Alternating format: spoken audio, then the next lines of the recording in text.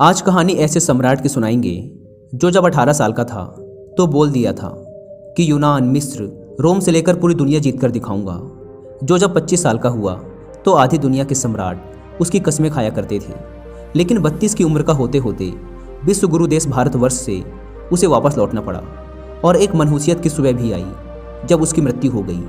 दुनिया के इतिहास में लोग उसे अलेक्जेंडर द ग्रेट यानी सिकंदर महान के नाम से जानते हैं। दुनिया के इतिहास पर परखी नज़र रखने वाले लोग कहते हैं कि सिकंदर जब 12-13 साल के थे तभी उन्होंने एक जंगली घोड़े को कब्जे में कर लिया था। उन्होंने उस घोड़े का नाम ब्यूसीफेलस रखा, जिसने फिर कभी उस बच्चे का साथ नहीं छोड़ा। बचपन से ही वो ऐसी अद्वितीय शक्तियों से लबरेज थे कि लोगों को अंदाजा हो चुका था कि ये इतिहास में दर्ज होने के लिए नहीं बल्कि इतिहास को बदलने के लिए पैदा हुआ है। वक्त था 356 ईसा पूर्व। जगह थी उत्तरी यूनान से बल्कान के बीच का इलाका, जिसे मैसेडोनिया के नाम से जाना जाता था। इसी जगह सिकंदर का जन्म होता है, लेकिन उनका बचपन एक आम बच्चे की तरह नहीं था। सिकंदर के जन्म से पहले मैसेडोनिया कोई नामी जगह नहीं थी, ना ही वहाँ कोई रियासत था और ना ही कोई साम्राज्य हुआ करता था। हालांकि सिकंदर के पिता फिलिप द्वितीय ने उसे साम्राज्य बनाने की कोशिश जरूर की थी। फिलिप द्वितीय की कई पत्नियां थीं, जिसमें से सिकंदर की माँ ओलंपियस उनकी चौथी पत्नी थी। लेकिन सिकंदर के रूप में उत्तराधिकारी देने की वजह से उनका मान बाकी सभी पत्नियों से ज़्यादा था। कूटनीतिक संघर्षों की वजह से सिकंदर के पिता की हत्या कर दी गई और इसी के बाद असली सिंहासनकार की लड़ाई भी शुरू हुई। इस लड़ाई में सभी विरोधियों को धूल चटाने के बाद 20 वर्ष की आयु में सिकंदर ने महाराजा की गद्दी स्वीकार की और 12 वर्षों तक राज किया। उन्होंने अपनी सनक को पूरा करने के लिए अपने सैनिकों के साथ 12,000 मील की विजय यात्रा की, जिसे स्वर्णिम यात्रा भी कहा जाता है। तब फारस एक बड़ा साम्राज्य हुआ करता था, जहाँ के राजा डेरियस तृतीय को यह घमंड था कि उन्हें कोई भी पराजित नहीं कर सकता। लेकिन सिकंदर ने अपनी सेना के साथ मिलकर ग्रीस के सदियों पुराने दुश्मन फारस को मात्र 24 घंटे के अंदर ही धूल चटा दी थी। यही वो दौर था जब सिकंदर आगे चलकर सिकंदर महान बना। इसी युग को उनका स्वर्णिम युग भी कहा जाता है। इस दौर में क्या पूर्व, क्या पश्चिम, क्या यूनान और क्या मिस्र, सभी किसी मजाक से कम नज़र नहीं आ रहे थे। आज के पाकिस्तान, अफगानिस्तान, ईरान, मिस्र और यूनान तक ने सिकंदर की गुलामी को स्वीकार कर लिया था। यही वजह है कि जब आज दुनिया के सबसे महान सैन्य कमांडरों की बात की जाती है तो उसमें सिकंदर महान का जिक्र जरूर किया जाता है। इतिहासकारों का कहना है कि बचपन से ही सिकंदर पढ़ाई में बहुत अच्छे थे। उनकी शिक्षा दीक्षा की गुणवत्ता भी बहुत अच्छी थी। उन्हें अरस्तु जैसे महान दार्शनिक से शिक्षा लेने का सौभाग्य भी मिला था। सिकंदर के पूरे व्यक्तित्व में अरस्तु की छवि झलका करती थी। एक बार अपनी सेना से बात करते हुए सिकंदर ने खुद ही कहा था कि उनके जीवन को अरस्तु की सुनाई एक कहानी ने बदल दिया है। अगर उन्होंने इस कहानी को नहीं सुना होता तो शायद वो इतने कुशल योद्धा नहीं बन पाते। अरस्तु ने सिकंदर को ट्रॉय के युद्ध की कहानी सुनाई थी, जिसे ग्रीक कवि होमर ने अपने महाकाव्य इलियड में शामिल किया है। वो कहानी इंसानी जज्बातों से भरी थी, जिसमें इश्क से लेकर युद्ध तक की बातों को बताया गया था, जिससे सिकंदर जैसे महान योद्धा को बहुत कुछ सीखने को मिला। यूनानी इतिहासकारों ने बताया है कि होमर की कविता इलियाड सिकंदर को बहुत पसंद थी। प्रत्येक युद्ध के दौरान सिकंदर उन कविताओं को अपनी तकिया के नीचे रखा करते थे। सिकंदर योद्धा तो बन सकते थे, लेकिन उन्हें महान उनके गुरु अरस्तु ने ही बनाया था। यही वजह है कि सिकंदर भी खुद को अरस्तु की परछाई ही कहा करते थे। इतिहासकार रिचल मार्शल ने अपने कई जनरल्स में कहा है कि अरस्तु ने ही एक अक्खड़ यूनानी लड़के को बेमिसाल शासक में बदला था। इस बात को प्रमाणित भी एक घटना करती है। एक बार सिकंदर यूनान के कारिंथ शहर के दार्शनिक डायोजनीस से मिलने गए थे। सिकंदर को उनसे कुछ खास काम नहीं था, बस ऐसे ही उन्हें उनके कामों के लिए शुभकामनाएं देना चाहते थे। लेकिन डायोजनीस ने बड़ी बदतमीजी से सिकंदर से कहा कि सामने से हट जाओ, क्योंकि तुम्हारी वजह से सूरज की रोशनी मुझ तक नहीं आ रही है। आधी दुनिया के राजाओं को जमीन के अंदर गाड़ देने वाले का इस बात को सहन कर लेना ही अरस्तु की शिक्षा का परिणाम था। सिकंदर के पिता फिलिप द्वितीय ने कई शादियाँ की थी। उनकी नई पत्नी का नाम क्लियोपैट्रा था, जिन्होंने सिकंदर और उनकी माँ के लिए मुश्किलें पैदा कर दी थी।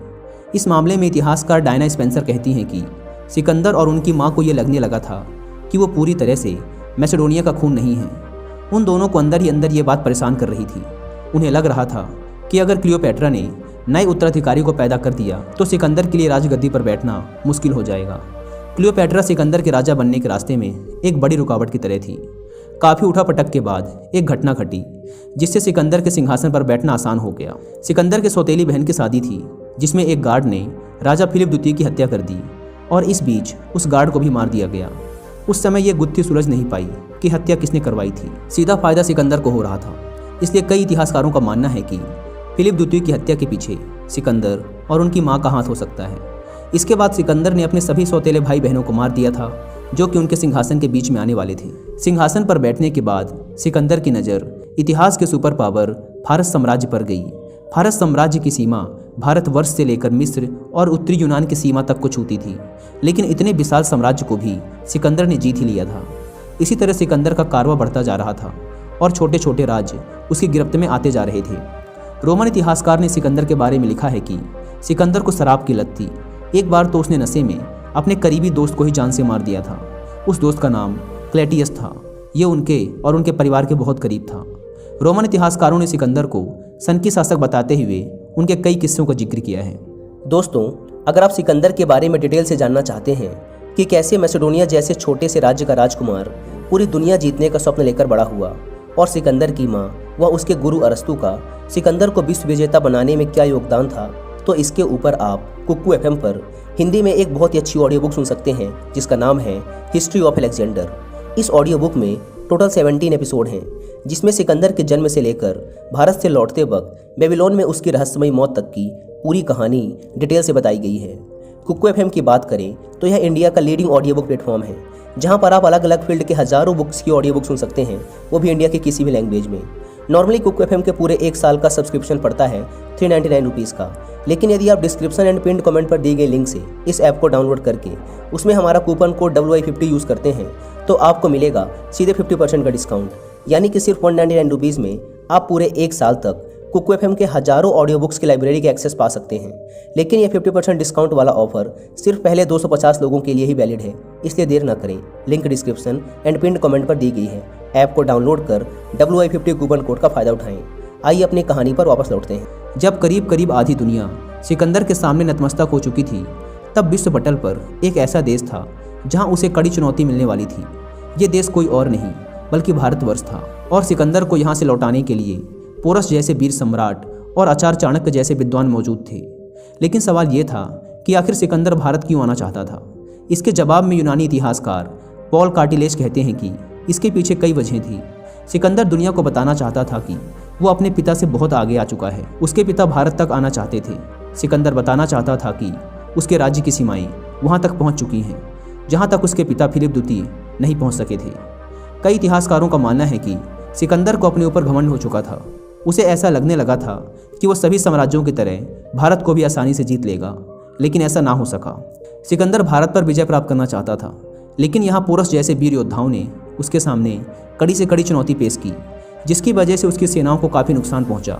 स्थानीय लोगों के विरोध के साथ साथ सिकंदर को अपनी सेना के भीतर से भी विरोध का सामना करना पड़ रहा था। उसकी सेना थक चुकी थी, वो जवाब दे रही थी। मध्य एशिया में सिकंदर की सेना ने 3 साल से भी ज़्यादा का वक्त बिताया था। अब उनकी हिम्मत जवाब देने लगी थी। भारत में युद्ध के बीच से ही सिकंदर की सेना ने पीछे मुड़ने का फैसला कर लिया था। तभी एक ऐसी घटना घटी कि सेना में हड़कंप मच गया। अब उसे अफवाह कहा जाए या कूटनीतिक तकनीकी, लेकिन वो तकनीकी काफ़ी कारगर साबित हुई थी। दरअसल एक अफवाह उड़ी कि युद्ध के बीच सिकंदर की मौत हो गई है। इस अफवाह के बाद ही मध्य एशिया में मौजूद सिकंदर सेना घबरा गई और भागने की फिराक में आने लगी। हालांकि युद्ध में भारतीय सैनिकों ने सिकंदर और उसकी सेना की हालत ख़राब कर दी थी। यह भी सत्य था कि सिकंदर मरा तो नहीं था, लेकिन मरने के करीब पहुंच गया था। वो बहुत बुरी तरह से घायल हो गया था। अगर उसकी सेना पीछे नहीं हटती तो इस भूमि में ही सिकंदर की मौत भी हो जाती। इतिहासकार रिचल मेयर्स का कहना है कि भारत से सिकंदर के वापस लौटने के 3 बड़े कारण थे। उसकी अपनी सेना के अंदर विरोध शुरू हो गया था, इलाके मुश्किल और मौसम कठिन था, और खुद सिकंदर बुरी तरह से घायल हो गया था। कुछ इतिहासकारों का तो यह भी मानना है कि सिकंदर भारत को जीतने के बाद अरब पर हमला करने वाला था, लेकिन उसकी इस ख्वाहिश ने भारत में ही आकर दम तोड़ दिया था। इसलिए भारतवर्ष दुनिया से कहता है कि हमने लौटाए सिकंदर, सर झुकाए, मात खाए। भारत साम्राज्य पर कब्जा किया, सेना को लेकर पूर्व की तरफ बढ़ा, भारत तक पहुंचा और मात खाया। वतन वापसी का फैसला किया, लेकिन मैसेडोनिया वापसी सिकंदर की किस्मत में ना थी। समय अपनी रफ्तार से भाग रहा था। सन 323 ईसा पूर्व का समय भी आया। वर्तमान के इराक और तब के बेबीलोन इलाके में पहुंचने के बाद अचानक एक सुबह सिकंदर की मौत हो गई। कहा जाता है कि बुरी तरह से घायल होने के बाद सिकंदर कभी भी पूरी तरह से ठीक नहीं हो पाया था। उसे किसी रहस्यमय बीमारी ने अपनी गिरफ्त में ले लिया था और उसी की वजह से उसकी मृत्यु भी हुई थी। सिकंदर के मौत के पीछे भी कई तरह की थ्योरी चला करती हैं। कई इतिहासकार कहते हैं कि मौत का कारण उनके घावों में होने वाला इन्फेक्शन था और कुछ का कहना है कि उनकी मृत्यु मलेरिया की वजह से हुई थी। कई लोगों का ऐसा भी कहना है कि भारत से खाली हाथ लौटना सिकंदर कभी भूल ही नहीं सका, जिसकी वजह से वो आत्मग्लानि से भी मर रहा था। कुछ भी हुआ हो, लेकिन सिकंदर एक वीर योद्धा था और ऐसे योद्धा शताब्दियों में भी नहीं पैदा होते। शायद सिकंदर महान को भी एहसास हो गया होगा कि अब उसके पास ज़्यादा समय नहीं है। भारत में मिले घाव उसके जहन और उसके शरीर को खत्म कर रहे थे।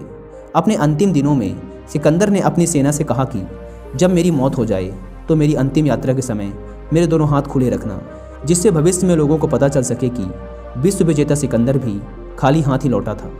यानी लोगों को पता होना चाहिए कि साथ में बस अच्छे कर्म जाते हैं, बाकी कोई कुछ लेकर नहीं जा सकता। इस कहानी से सीख लेने के लिए हमें कुमार विश्वास की एक पंक्ति भी याद रखनी चाहिए कि मैं सिकंदर हूँ और एक दिन मुझे खाली हाथ ही जाना है।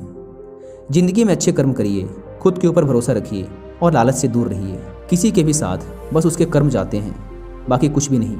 इसलिए हमेशा दूसरों की मदद करते रहिए।